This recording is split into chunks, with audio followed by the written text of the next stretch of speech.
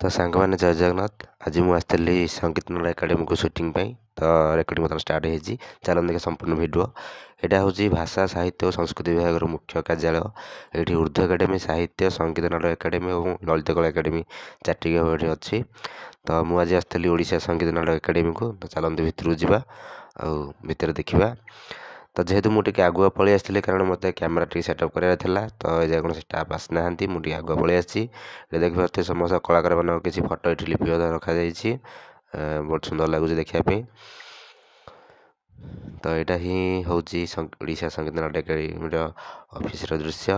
ତ ଏପଟେ ମୋତେ ଦେଖିବାକୁ ମିଳିଥିଲା ଏକ ଦୃଶ୍ୟ ଶ୍ରାବ୍ୟ ଅଭିଲେଖାଗାରର ଅଛି, ମାନେ ଏକ ଛୋଟ ମ୍ୟୁଜିୟମ୍ ସଦୃଶ୍ୟ। ଏଠି ଯେଉଁ ଫଟୋ ସବୁ ଦେଖୁଛନ୍ତି, ଏମାନେ ହେଉଛନ୍ତି ଜଣେ ଜଣେ ଆମର ଓଡ଼ିଶାର ହୀରା, ଜଣେ ଜଣେ ମହାନ କଳାକାରମାନେ। ସେ ନୃତ୍ୟ ହେଉ, ସଙ୍ଗୀତ ହେଉ, ବାଦ୍ୟ ହେଉ। ତ ଆପଣମାନେ ଯଦି ଏଇ ଫଟୋରୁ କାହାକୁ ଚିହ୍ନିଛନ୍ତି ତ ଦୟାକରି ସେମାନଙ୍କ ନାଁ ମୋତେ ସେମାନଙ୍କ ନାଁ ମୋତେ କମେଣ୍ଟ ମାଧ୍ୟମରେ ଜଣାଇବେ।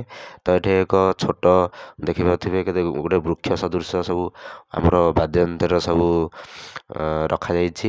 ତ ଯେଉଁଟାକି ଆଗରୁ କେବେ ମୁଁ ଦେଖିନଥିଲି। ଦେଖୁଛନ୍ତି ସବୁ ମର୍ଦ୍ଦଳ, ଏଠି ସବୁ ନୂଆ ନୂଆ ଜିନିଷ ସବୁ ମୋତେ ଦେଖିବାକୁ ଅଛି। ଗୋଟେ ଗଙ୍ଗଡ଼, ଇଏ ସବୁ ନୂଆ ନୂଆ ଜିନିଷ। ଏହାର ବାଦ୍ୟ କେମିତି ବାଜେ ମୁଁ ଜାଣିନି, କି ଆଗରୁ କେବେ ଦେଖିନଥିଲି। ମାଟି କାଳି ଅବଶ୍ୟ ହଁ, ଏଇଟା ଗୋଟେ ଆଗରୁ ଅବଶ୍ୟ ହଁ ଦେଖିଛି। କିନ୍ତୁ ଦେଖନ୍ତୁ ଏଇଟା ହେଉଛି ଗୋଟେ କେନ୍ଦେରା, ଏଇଟା ହେଉଛି ମହୁରୀ ତ ହଁ ଦେଖିଛି, ବାହାଘର ମାନଙ୍କରେ ବଜାନ୍ତି। ତ ଦେଖନ୍ତୁ ଏଇଟା ହେଉଛି ଗୋଟେ ଯୋଗୀ ଯନ୍ତ୍ର, ଏଇଟା ବି ଦେଖିଛି। ତ ଆପଣମାନେ ଦେଖନ୍ତୁ କେତେ ସବୁ। ଏଇଟା ହେଉଛି କ'ଣ ନିଶାନ, ଯେଉଁଟାକି ସମ୍ବଲପୁର ଗୀତରେ ବ୍ୟବହାର ହୁଏ। ତ ଏପଟେ ଏକ ଛୋଟ ଲାଇବ୍ରେରୀ ସଦୃଶ୍ୟ ଅଛି, ଯେଉଁଟାକି ଆମର ଓଡ଼ିଆ ସଂସ୍କୃତିର ଲେଖା ସବୁ ଲିପିବଦ୍ଧ ହେଇକି ଅଛି। ତ ଏଇଟା ହେଉଛି ସଙ୍ଗୀତ ନାଟ ଏକାଡେମୀର ଅଫିସର ଭିତରେ ସବୁ ଷ୍ଟାଫ୍ ମାନେ ବର୍ତ୍ତମାନ ଅଲରେଡ଼ି ଆସିଲେଣି ହେରି।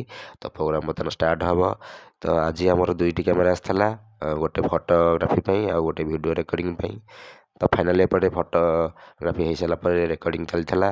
ତ ସାମ୍ନାରେ ବସିଛନ୍ତି ଆମର ପଣ୍ଡିତ ଗୁରୁ ହରମୋହନ ଖୁଣ୍ଟିଆ, ଜଣେ ବିଶିଷ୍ଟ ତବଲା ବାଦକ ଓ ପଖାଜ ବାଦକ।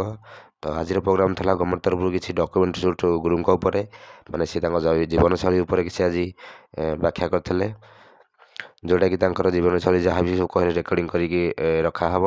ସେ ତବଲା ବାଦ୍ୟ କାହାଠୁ ଶିଖିଲେ, ତାଙ୍କ ଜୀବନରେ ସେ କେତେ ଜଣଙ୍କୁ ଛାତ୍ର ରୂପେ ଗଢ଼ିଛନ୍ତି ଏବଂ କେତେ ଷ୍ଟ୍ରଗଲ୍ କରିଛନ୍ତି, କେତେ ତାଙ୍କ ଜୀବନଶୈଳୀ କ'ଣ ଥିଲା, ତ ସବୁ ବ୍ୟାଖ୍ୟା କରିଥିଲେ। ପୁଣି ଦେଖାହେବ ନୂଆ ଏକ ଭିଡ଼ିଓରେ ନୂଆ ଏକ ଜାଗା ସହିତ। ଯଦି ମୋର ଭିଡ଼ିଓ ଭଲ ଲାଗୁଥାଏ ତ ଲାଇକ୍ କରିବେ, କମେଣ୍ଟ କରିବେ ଏବଂ ସବସ୍କ୍ରାଇବ୍ କରିବେ। ଜୟ ଜଗନ୍ନାଥ।